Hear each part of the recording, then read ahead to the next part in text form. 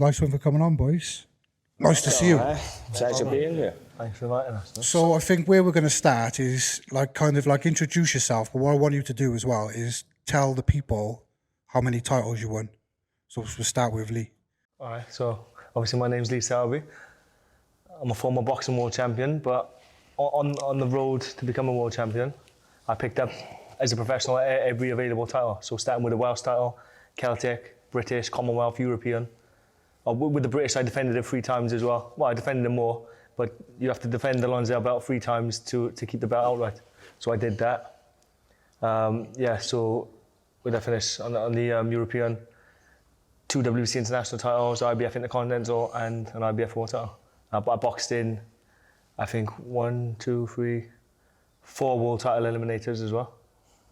I had 34 fights, and I think maybe 24 of them would have been title fights. As an amateur, I had around 100 fights, maybe 80, 90, 100 fights, something like that. I won, say, like three quarters of the fights.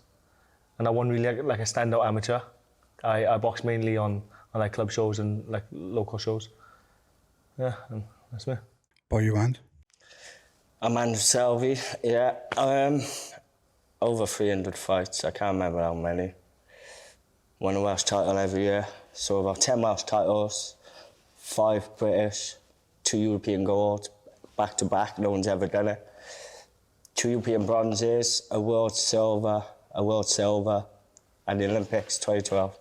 And the quickest to become British champion is a professional. 14 fights, lost 1. So he should have been undefeated and won world titles in different ways. Who, Andrew?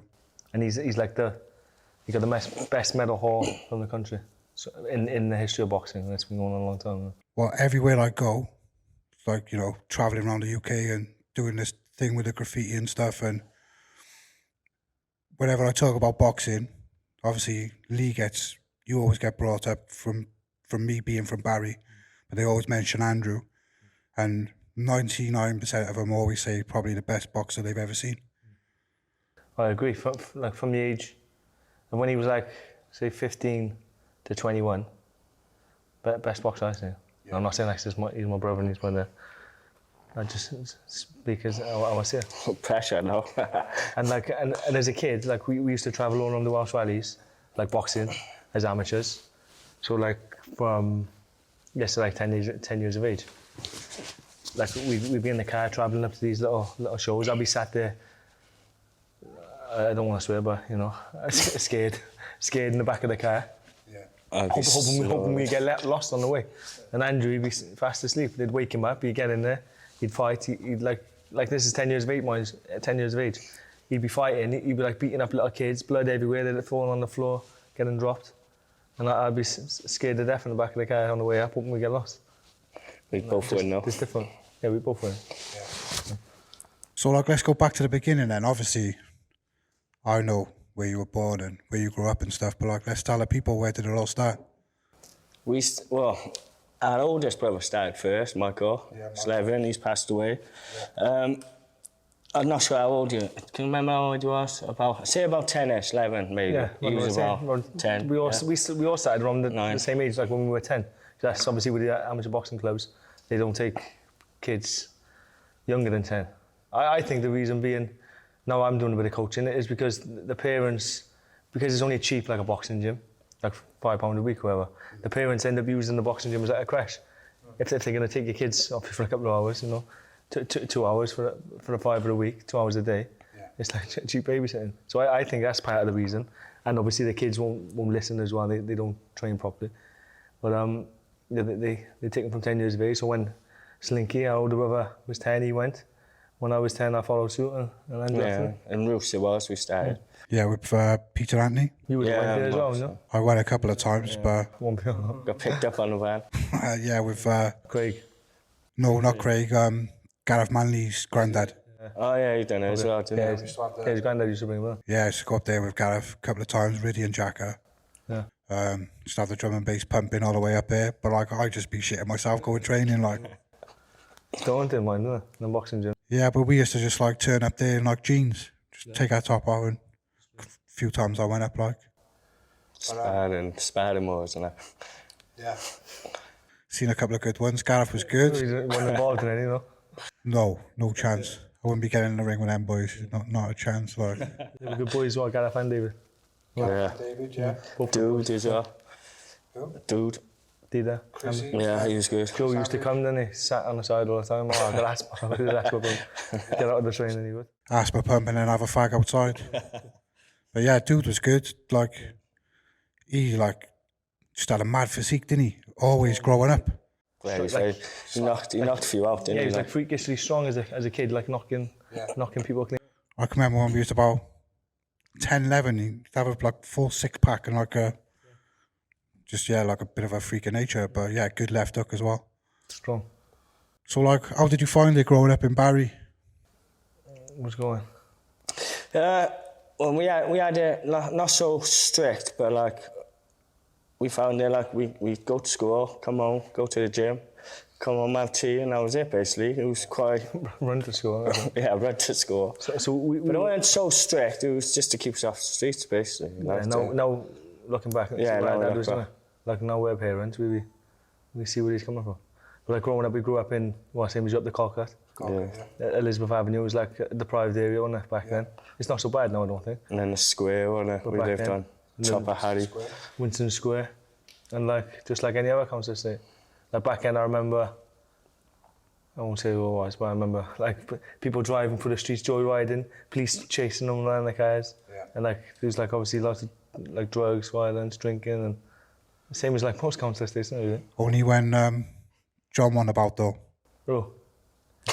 They do all that, and as soon as he come back round, it'll all be quiet, nice and quiet. So, what age was it when you first went to the gym? 10, was it? No, sorry, 8 we were 8, yeah. Sorry, I said 10 earlier. Yeah. We started fighting at 10, didn't we? We went taekwondo first, didn't we?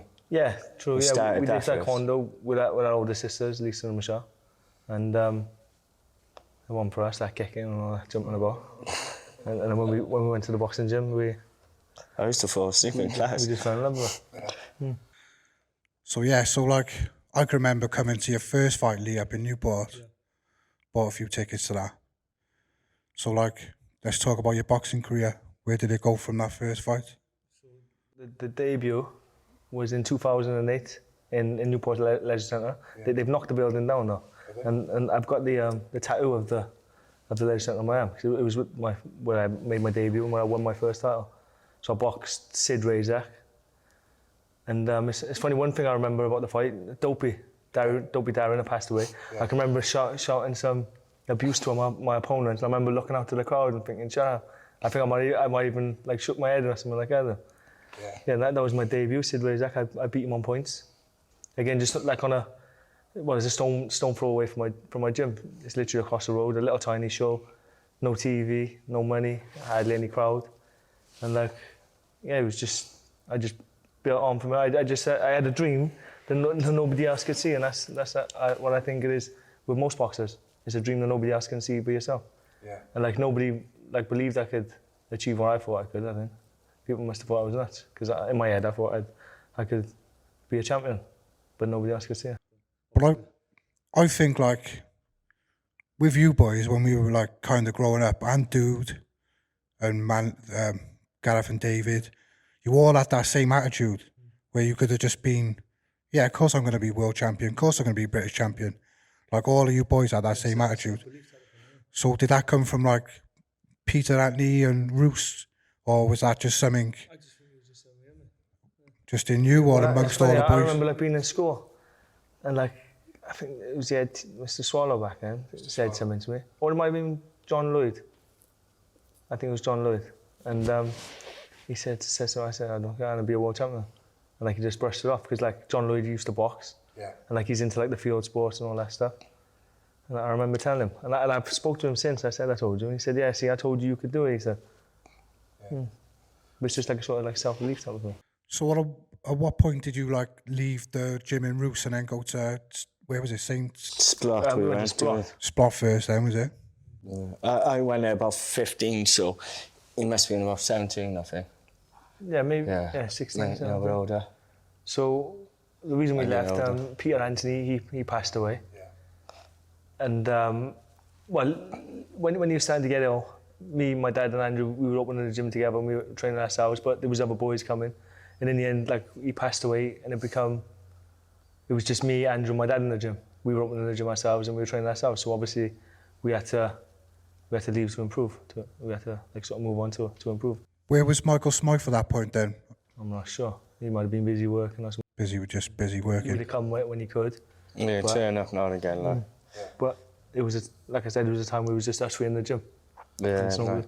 Is Michael still running Bruce Gym now? I'm not too sure. No.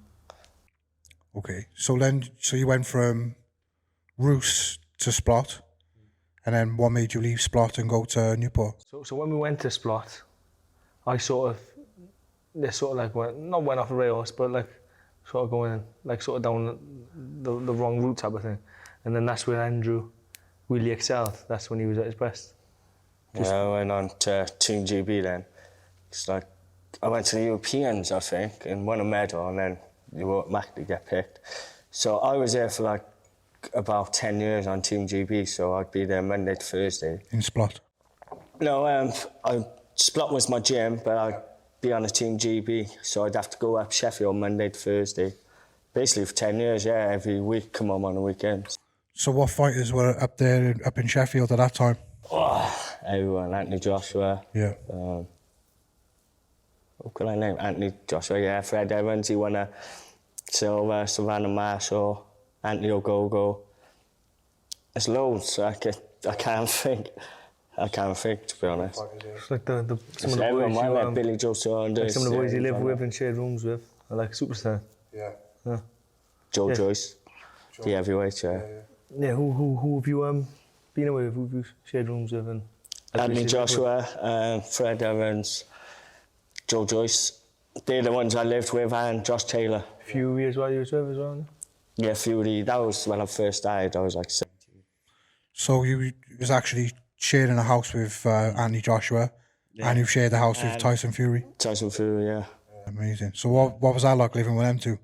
It was mad to us. I don't know, it was just normal. Yeah, it was just like us speaking now, it's mad. Yeah, but Like, it's hard to explain. He's just like Anthony Joshua is just like a normal person. Yeah, it's mad because, like, obviously, to everybody else who haven't lived that life, it's like, you know, like I just love to be in like Tyson Fury's. I just like to have. Yeah. They weren't massive though when I was on there. I mean, as they progressed, I think they got big names then, didn't they? I don't think he sees it like. Yeah, I didn't see it like because he's like everyone else sees it. I'm the same as you, like bloody. Like saying no with Joshua and all that. It's like a massive thing to him. It's just like every day. I got some mad stories, like, but I can't say it. I've heard a couple of them. I've heard a few of them. Am I going red? That's so mad. You haven't got one about Tyson? Yeah, but you can't not very good. Like not he was being bad. It was just some bad stuff done to him. Might tell you off camera there. Off camera. Yeah. So, yeah, because I can remember, you know, obviously, because I've seen you both from like primary school. I always knew you were like boxers. And like obviously everybody knew you were good boxers. Then I can just remember the first time seeing like Lee on Sky Sports. And it was just like, do you know, it's like, is this really happening? It's like, it was just like a mad thing. And then seeing Andrew go to the Olympics, and like, that's when I think the time when everybody's eyes really started opening. Like everybody just started getting behind you then, like. But yeah, I think like what you've done for like Barry and just like the boys basically give a lot of people like a lot of belief that, you know, if you just work hard and keep plugging away at something, then you can achieve like the maddest things. That's what I tried to keep. Any like the youngsters, I tried to preach the same sort of thing. No matter what you do, if you work hard at it, stay dedicated, stay grounded, just give 100% in whatever you do. You're bound to do good, no? Yeah. No, you can achieve what you set out to achieve. Yeah. Or if not, you're heading in the right direction. No. Yeah. So, what was that like, Ant, going to the Olympics and stuff like that? How did you first get like the call? World Championships, you had to get in the last 16 I was fighting for Wales on Team GB, but then it was Caliafai for England, and we both got to the quarters. And then you had to win a goal then, because we both qualified, but you had to win a goal to actually qualify for Britain instead of Wales or England. Why is that? Because there's two of you, is it? Yeah, because there's two of us on Team GB, like. Yeah. And then I had a silver and I lost by 1 point, so me and Yafai had to have a box-off first of 3. I won the first fight in York Hall, then he failed the weight, so I automatically won and went to the Olympics then. I was favourite to win as well, 10,000 people shouting my name. As for I'm unbeatable. But as luck of the draw, I won my first fight. Then I lost to a Cuban. He had best boxer of the tournament, won a gold. And then he won in Rio then, he had best boxer there too at the weight above. So when they done the So it was draw, like luck of the draw, innit? when they done the draw, he was supposed to be on the other side of the draw. And Yeah, I was meant to in be the final. seeded number 1, and they seeded me number 2 when I was number 1 for years. And then you ended up having to fight the best guy. Yeah, which I should have met him in the final. Yeah. So who was the Cuban? Rob C. Ramirez, he's world champion now as a pro. He's world champion now? Yeah, as a pro. He defended his title last weekend, he won. Wow, so he's gone on and... Yeah, he's good, he is very strong. Yeah, southpaw, counter puncher. So what do you reckon, 9 weeks in the gym now? Straight back in the ring? Do you reckon? No, I won't fight again. I know, but like, do you think you know, good training camp, get back in? Do you Yeah, reckon? I just think, like, I got the... No, him personally, do you think you go in and take the belt off him? No, for him, he's my brother's weight, lightweight. No, he's super featherweight. Yeah, I wouldn't fight him. He was, he moved up straight away after the Olympics. Yeah. And like you mentioned in boxing though, like, although we've always been out for years, like just with the natural ability, if he got fit, like he'd probably beat most of them as well. That's the scary thing. And he's older. Like when you, like with our style of boxing, like your reflexes, they're like one of the first things. The timing goes and the timing and stuff. That's what we were good at, especially him. But even now, after all them years out, and all the stuff he's been up to, I think we'll still come back and beat. I think so, and a lot of other people I always speak to about boxing, they think so too. But it is a young man's sport. Yeah, and it's the young one, the fresh one. And it's like then just keep going and going.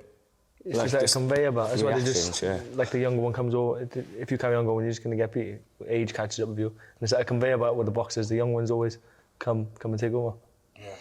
That's why we've both been offered bare knuckle now. Yeah, so It's not much. It's just one punch, whoever catch you. I don't think they get a dig on you really with dailies, but let's talk about that. So what's gone on? So you've both been offered fights bare knuckle. Yeah, they offered me a while back, over a year ago. It was 2 fights out for me, decent money, but now for I don't want to ruin my looks. Because if you get my actor, You can't ruin them anymore. like I need to shave now. But yeah, and then I thought, I want more than that. And then they got back to me yesterday. They said, phone us, or we'll phone you and at least hear us out for the offer. But I didn't get back to them. No. And then obviously they've off too, haven't they? Yeah, so the offer come to me through my friend Jamie Cox. Yeah, Jamie, yeah. So I think he's going to be, well, he's been rumored to fight a few times, they've fallen through. Has he not fought bare knuckle yet then, Jamie? But I think he's going to. And yeah, so they contacted me through Jamie, and they made me a decent offer. And in the end, I spoke with my dad, and he said not to do it. If my dad said, yeah, you have to do it, it's good money, yeah. I probably would have. I don't need much encouragement, I don't think. If my dad said, yeah, do it, I probably would have. But he said not to, so I didn't bother. My girlfriend on the other end, she's like, get in there, get the money. Yes, we come through Jamie Cox, the offer. And it was pretty lucrative. Yeah. But it sort of tarnishes your boxing career, I think. That's what I was going to say, because I think for both of you, easy night's work, couple of quid. But if you kind of go down that route, could take away from what you've achieved in... And like anything can happen. Like there's no gloves on. You get punched, you can lose your eye, you can lose your life, can you? Get caught wrong, or get caught right. Yeah, it's brutal. That bare knuckle, brutal. But the class, I was talking to Andrew earlier when it's the class when they messaged him. The class that we've boxed in, especially him as an amateur, me as a pro, they couldn't compete with him. No. These bare knuckle guys. we boxed at the highest level. Yeah. Like I said, I don't think they get a dig on you. But there's always that risk, isn't there? Like I've heard stories about, don't know if they're true, and There we go. back in the day, like Joss and the boys tying your hands behind your back, and about 9 of them trying to get a dig on you, and not one of them could get a dig on you. One of the boys, I won't mention name, threw me on the floor then. You can ask all the boys what happened. Yeah, they were just mad funny days, like. Still having a mess about. So, like, what's in like both your careers? What's your most memorable night? I've got 3. Well, I got a bit more. So one of, so the pro debut. Yeah. A big night for me. Winning the Welsh title, and like, I got to a point in my career, like when I was world champion, I see the boys win the Welsh title, and I thought it was nothing. But then I had to remind myself, when I boxed for the Welsh title, it was like my world title, amazing. Yeah. So that stood out. I got it tattooed on my arm again. That stood out massively. Winning the British title, that sort of catapulted my career for the first time on TV, and that like kickstarted my career as a pro properly. Like. That was an amazing night when you won the British, Stephen Smith. Big underdog as well. Massive underdog, and nobody believed me because I was away with people like Coops and stuff, and they're saying, you know, Stephen Smith, he's never lost a round. He was a good fighter as well. And I said, trust me, Lee's going to knock him out. He was on Team GB when I was on there, yeah. Very good fighter. Boxing family, fighting family. But yeah, when you did that, when you knocked him out, I was just like, I never forget that night. It's amazing. I just knew it was weird, like from the first round, and it was like a close round. I just knew I was going to knock him out. It was weird, and I could just feel myself getting on top, and I finally knocked him out. So that was a big standout fight in my career, one of the best memories. And then obviously winning the world title, and then defending it out in America was a big night for me as well. So where'd you defend it in America to? In Phoenix, Arizona. So like I was the home fighter because I just signed with Al Heyman. Premier Boxing Champions, and like as the home fighter, I expected the crowd to be on my side, but I was fighting like a Mexican legend, Fernando Montiel. He was like a freeweight world champion, and we boxed in Phoenix. I didn't realize how close I was to Mexico, and like they had so many Mexicans there. As soon as I walked out, the whole crowd booed me.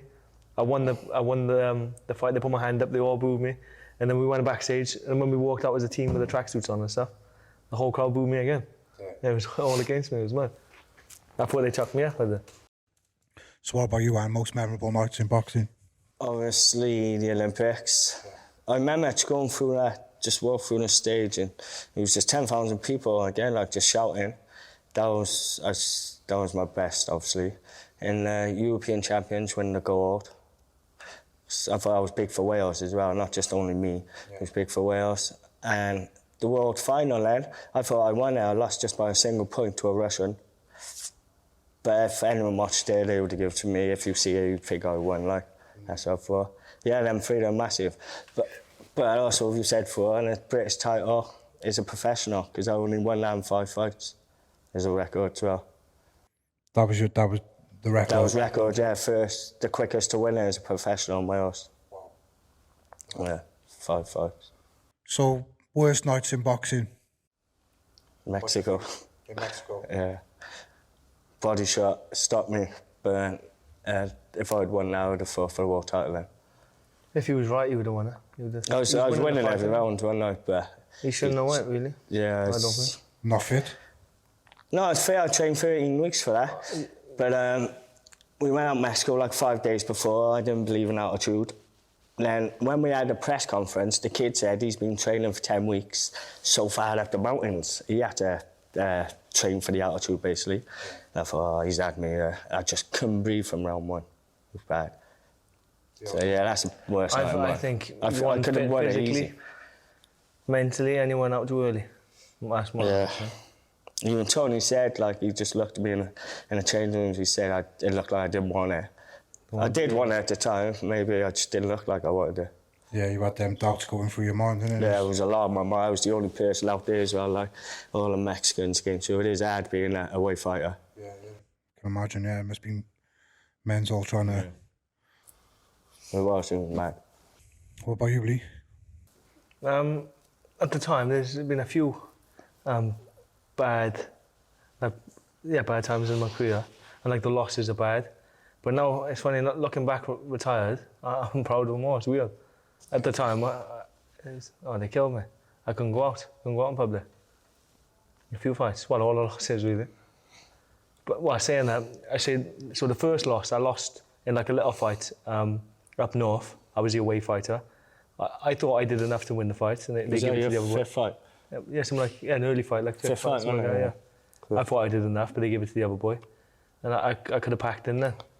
I could have retired then. I was close to, and like I thought, if I can't beat him, like I'm not going to beat anyone any good.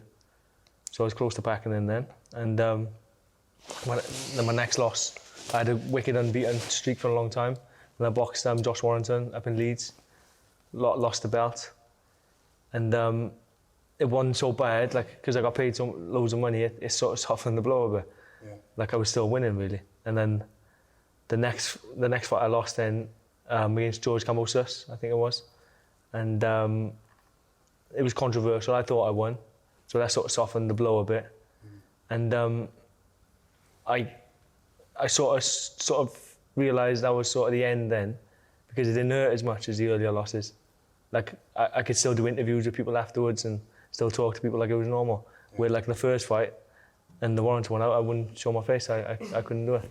And then the last fight, I was smiling in the change rooms afterwards, and that's when I knew I was done. SBS Salvage, South Wales #1 vehicle dismantler and car part specialist, serving customers throughout the region for the past 10 years. You are sure to receive the very best price for your scrap or salvage vehicles. Just check out our websites, Scrap Car Cardiff or even sbssalvage.com to get an instant online quote. We buy all cars, vans, etc. Should you need any part for your car or van, don't hesitate to call us, and our dedicated parts department will definitely be on hand to assist you. We also offer the very best prices for copper, brass, lead, aluminium and all other types of metals. Just give our friendly staff a call on 01446 421 034, Monday to Friday 9 to 5 or Saturday 9 to 1 to receive a price, or come down to our depot in the rear of the unit, 7 Redrup Business Park, Cardiff Road, Barry, CF63 2QW. We also don't just buy cars and sell parts. We also sell part-worn tyres at the very best prices at our depot on Robbins Lane in Barry, CF63 1QT. Call us Monday to Friday 9 to 5 on 01446 701 515, where we will assist you in any way we possibly can. What, because of the money, or maybe just because not got used to losing, but maybe the hunger just... That's it. You sort of not used to losing. That's a bit strong, isn't it? But you do learn to accept it, and I think like some fighters might be different, but like having children, I think that softened me a little bit. Yeah. Like some people think, oh, I got children, you fight harder for your kids and all that. With me, I start like in my head like, oh, what if I get injured? What if I get hurt? Because like, and it's funny. Leading up to the fight, like on the Facebook, the same fights would always come up, like Gerald McLennan in the fights, and then they start playing with my mind. I think, well, yeah, that's going to happen to me. And I started overthinking, and it sort of weakened me. Didn't want to take those sort of risks. Like early on in my career, I'd fight, like I would happily die in the ring and lose. And then later on in my career, it was the opposite. I'd take a knee and then get hurt. I think that happens to everyone, don't it? It's like... And like just with age, when you get older, you just... Yeah. Like when I was young, 21, like 25, whatever, fighting, you've got nothing to lose, you. No. And that's how I felt starting off, because like we come from the COLCOT council estate, I had nothing anyway, so I had nothing to lose. And then when you start achieving stuff, you've got stuff to lose, family, you earn a few quid, you've got stuff to lose, and your outlook's different, I think. And like as well, you see these youngsters coming out. Like when I was like, well, all my career actually, I didn't stretch or nothing, like, do you know what I mean?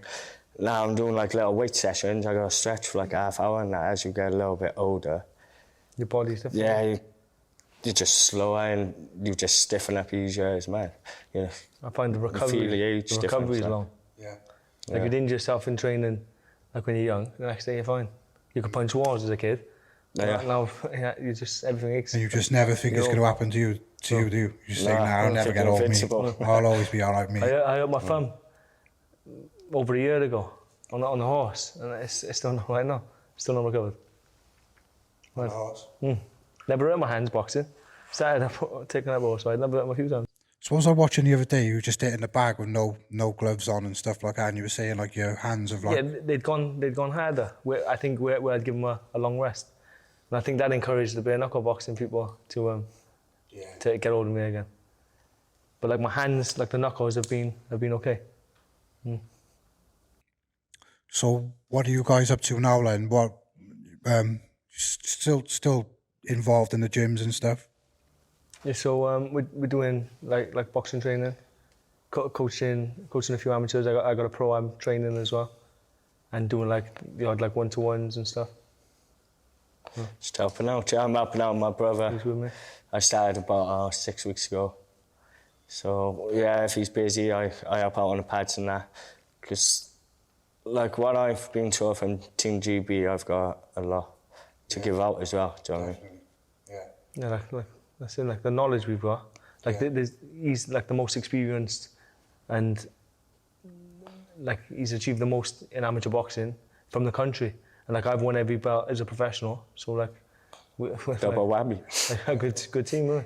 Like what? Like you can't teach what we got, the experience we got. No, that's like so much to give back to boxing. You know, obviously boxing's give you a lot, but what you could give back potentially. So like the kids you're training and stuff, anyone we should keep our eye out on?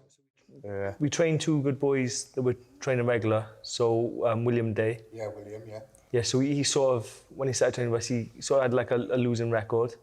And now we're just trying to turn that around, and he's improved over the last year. Yeah, we trained him for about, I'd say about 18 months, 16, 18 months, and he's improved massively. He's like a different person. Yeah, Not just in his boxing, in himself, as a person. And Joe Morgan we've been training as well. And he's a pro, I think he's 6-0. He's due to fight for the Welsh title. I think it's 30th of September. And he's one to look out for as well. Do you think any potential world champions here? It's difficult because, like at the moment, they're boxing like sort of lower level opponents until they're stepping up and boxing like live opponents who are decent. It's difficult to gauge them. So where are you training these kids out of? Is it down in Queensbury with Clayton, or is it? Yeah, it's a bit of a mix today. So like Queensbury and then down guys XXL gym. Yeah, so you just take mix them it up. same fighters to different gyms, is it? They just come with you? Yeah, A like few sometimes different we have sparring in it, Yeah. so we go to the other gym, like Queensbury, where's a ring. They got a boxing ring, and like just the general public can train with us, like 1-to-1s and stuff. So any plans to like kind of properly have your own stable and? So I would like to get my own gym. So our manager, our ex-managers, they run a like boxing charity. It's called Empire Fighting Chance, where they go around the schools, mainly in like deprived areas, and they use boxing as like sort of like a gateway to get into the troubled children. They start the education through that. Who's this? Chris Sanaga? Jamie Sanaga. Jamie, yeah. He runs the charity, and yeah, I'd like to do a similar thing in Barry. Try and help the youth. Yeah, that'd be amazing. It'd be nice. Yeah, because like obviously good for us coming from Barry, because with 2 guys like you training any kind of fighter, they're going to come on leaps and bounds.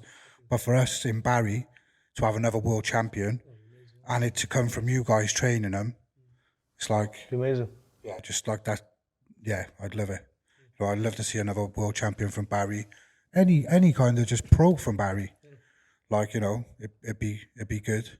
Because them nights when you boys were fighting, like, no, I've never seen nothing like it in a town before. Like, absolutely, like special nights. It can definitely happen again. I think boxing is really popular now as well, and a lot more people, and you can see a lot of talent coming up, I reckon, in the future. And the girls are boxing, there's a lot more girls boxing as well. Yeah, I've been loving the women's boxing lately. Savannah Marshall, love Savannah Marshall. Yeah, it's been wicked. So, like, let's get back to some questions and stuff. Like, so, obviously, Lee, with your pro career and that, So was there anyone in particular that you had some proper needle with? Like, you know, you just take people face value before. I've had people who had needle with me, like Josh Warrington. Like he didn't like me very much. His fans weren't too clever, were they? Yeah, but When he was weighing in. I was a bit bad. What happened there then? Well, I think just like all like the football supporters and stuff. Leeds versus Cardiff and all that. Yeah, I think so. But like I'm not a football supporter really, so I didn't really get what the big fuss was about. Yeah, so that was like the only needle. But like I didn't care really. It's just another fight. There's a few fights that didn't happen that should have really, like big fights. So when I boxed Warrington, I signed a contract just before, well, in the dressing room actually, before I boxed to fight Carl Frampton. Yeah, thank you. If I'd won, I boxed Frampton, but then Warrington won. He ended up fighting him. When I signed with Al Heyman, the plan was to fight the other featherweight world champions, because at the time he had them like Leo Santa Cruz, Gary Russell Jr. And like I agreed to fight them, and they just didn't materialise, sadly. Probably didn't want to fight you, did they? I'm not sure, because like during my career I was going back and forth America all the time, sparring like top fighters in the top gyms, and like word like gets around. But in the gym I was a lot better than the fights. At my natural weight I was strong and just much better. So the word might have got around in the gyms. Yeah, so it's like that weight cut kind of like took a little Killed me massively. What were they like, the weight cuts and stuff I've like almost that? died making weight, honestly. Nearly times. died? Almost, a couple of times, yeah. Like 8 stone 13. Yeah, and like I don't look big now, and I'm like 12 stone, 3 stone heavier. And like I still get abs and all that. And you had to get down to 8 stone. 8 stone 13. Like, under 9 stone was the limit. What about you, Anne, with the weight cuts and stuff like that? Tough? I weren't too bad. 8 stone, obviously it's hard. Yeah. But like I seen my brother, well, the worst, I seen him in Ireland. It was terrible, it looked like he was going to die. But I didn't never struggle like he did. Because we're naturally big for the weight as well, do you know what I mean? So, say I moved up to, say, bantamweight or something, I would have to fight like people who's naturally like 9.5 to 10 stone, coming down and stuff. Like 8 stone he is, like. Yeah, so kids I are was big, big for 8 stone. kids. Like. Yeah. Massive. You make a good jockey, wouldn't it? Scared of horses though? I don't like them. Well, Lee got the horses now anyway, Yeah, so... well, Yeah, I the had to go on there. But You've only man. just had the first go on the horses. He went as the pony did when he sat in his back. oh, imagine when I was kicking you though. I know, I like it, man. They do kick, like, so... Yeah, they can No fucking one shit. knows when they're going to kick or not. Fuck So that. is that like your new passion, Lee, with the Yeah. horses and stuff? So we see you about lately with the horses. Yeah, and so my daughter, she started having like pony riding lessons a few years back, about 4 or 5 years ago, I don't know. And obviously she wanted a pony then, so I tried like loaning one. They just all messed about, so I ended up buying her a pony. And because like I had to handle it and stuff, I thought, like I was scared of horses before that, so I thought I'd have a couple of lessons while she's got the pony. So I had 2 lessons and a horse come for sale in the stable next to me, so me being me, I ended up buying the horse. My daughter got fed up with the pony, so I sold that and I was stuck with the horse. And I ended up buying another one, so I got 2. I've had them for a few years now. Yeah, nice. I love it. So like with you boys, like growing up, like I always thought you were kind of like into like the same stuff as like travellers and that. Like, do you know what I mean? Like the fishing, the hunting, the horses and stuff. So where's all that come from? My dad's nan come from Ireland on a horse and cart. Was she a traveller herself? Well, she must have been. Yeah, yeah. Because like you said, we're into the same sort of things. Well, you put like, you know, you Yeah. lived that traveller And life, always haven't have you? done since kids. Even though you've lived in a house, you know, So that's what he boxing. said. So I did my ancestry DNA, and obviously my mum's side, like her granddad was from St. Lucia, so all that side of the family come up, and then there was like 21% Irish, which would have been my nan. Yeah. So it must be somewhere. And like I've spoke to her, do you know the Joyces, William Joyce? Yeah, yeah. Like he said, Selby's like a traveller name. Big traveller, Yeah, so big traveller family, innit? The Selbys. Yeah. That's mad. So your other granddad was, so that would have been like your mum's dad? My mum's dad was like mixed race, and his dad was from St. Lucia. And yes, when I did the ancestry DNA, it was like Benin and Togo. I'd never even heard of that place. And And I spoke to my manager again. He said like the slave route years ago was like from Africa to the Caribbean, then to like the UK. So that's where that would have come from. And then my dad's nana would have come from Ireland. Yeah. So for her to come over on a horse and cart, it must be in the blood because I got the horse and cart. Yeah, definitely. So like that being in your blood and stuff, was there any other like relatives of yours that were boxers and stuff like that before you? Well, Dad says he claims to be a boxer, doesn't he? Yeah. 21, lost 1. How many trophies have you seen of his then? Have you seen anything? Any paper cutouts or anything? So? His nose is too straight to be a boxer. There's no evidence, is there? So he claims he was a fighter, but I don't know. I can remember like, see your cousin Reese? Yeah. Yeah, he would have boxed as well. Yeah, he boxed up and COLCOT. Tommy, yeah. Wallace. Tommy Wallace, yeah. He would have boxed. And Lee Wallace as well, he boxed. Yeah, they were both Wayne boxing. Wayne and George. Oh, Yeah, so Wayne and Georgie are your cousins as well, isn't it? that's where they boxed. Yeah, they were good boxers as well, weren't they? Wayne and George, like, So, growing up. It's been in the family. So obviously, like, being, like, successful boxers and stuff, like, do you know when you, like, say you won the world title or something, did you get any, like, messages or phone calls from other famous fighters? Yeah, loads. Like on Twitter and all that stuff. Yeah. Everywhere. Any names? Everywhere. Like loads of top fighters. Mike Tyson? No. I don't think those are. British fighters. British fighters. Yeah. So, like, what about, like girls and stuff? Like, any famous girls try and... Went Thailand 3 times. And where? Thailand. Thailand. Me and Fred told off by Colin Jones. So we missed the running like it's like we've Where been did you get sent hungover. home from somewhere? She was going to get in trouble. One India, Commonwealth Games. Me and Fred just went on a piss after our fights. Like we're not allowed out the village. And I'd woke up, just all people around me, and they said, "You gotta get on the next plane, otherwise you're going to jail." I'm like, "What?" And then they woke Fred up, loads of people around. Fred started crying. "Well, Selby's dead." He thought I fell off the balcony, pissed. Yeah, but we was on the next plane, otherwise they was going to kill us. I don't know what for, what we done. There was something to do with... Got sent back. We qualified for the Olympics. In Mauritius, we went out there for like a holiday because we qualified. We got sent home from there. One of the boys for a pint at a police station at the window, smashed all the window. We're opposite in a hotel. Yeah. And me and Fred got blamed for that. Did you? Yeah. We just qualified as well. We're like, we're not going to the Olympics. Was the India one something to do with like a lamppost you pulled down or something like that?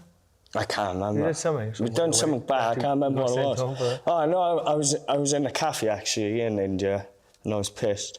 And I threw a fork. I went to hit Kieran Adams, who was having an argument. And I threw a fork, it hit a chef and stuck in his leg. That's why we got sent home, I remember now. It got stuck in his leg and me and Fred ran off. But we forgot all about it. And next morning, he was all around us. You're going to jail. We don't mess about in them countries. So what grew up, what, Thai police? Or your trainers? No, it was all Welsh coaches, just loads of like security guards with massive bloody AK-47s or what they are, like Indian people and that. Yeah. It was just scary. We thought we was dead. It was bad. Any stories of Maureen? Fucking used to fucking vandalise everything. Can you remember being on telly on Sky Sports? He was on there, someone was on the Wales flag. He might have been next to Smiley, Craig Smiley. It shows you when you, I think he was fighting.